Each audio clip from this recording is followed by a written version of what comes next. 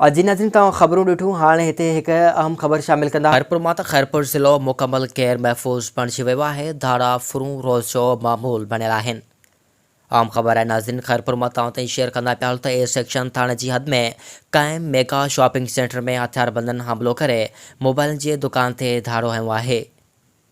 हथियारबंदनि दुकानदार अज़हर अली सो खे यर्क माल बणाए लखें रुपया कैश रक़म समेत केतिरा ई क़ीमती आईफोन मोबाइल फुर करे आसानी सां फ़रार थी विया आहिनि। आम ख़बर आहे नाज़रीन, तव्हां ताईं शेयर कंदा पिया त खैरपुर जे मोबाइल मार्केट में धाड़ो लॻो आहे, जंहिंमें केतिरा ई लख रुपया कैश समेत आईफोन मोबाइल फुर करे धाड़ियल फ़रार थी विया आहिनि। वाक़े बाद मोबाइल मार्केट बंदि कई वई आहे ऐं एहतिजाजनि टायरनि खे बाहियूं ॾिनियूं वियूं आहिनि। होॾां मुतासिर नौजवान इंसाफ़ लाइ रोईंदो रहियो ऐं हुननि मुतालबो कयो त संदसि वरिथियल रोक रक़म समेत क़ीमती मोबाइल फ़ोन्स वापसि कराया वञनि।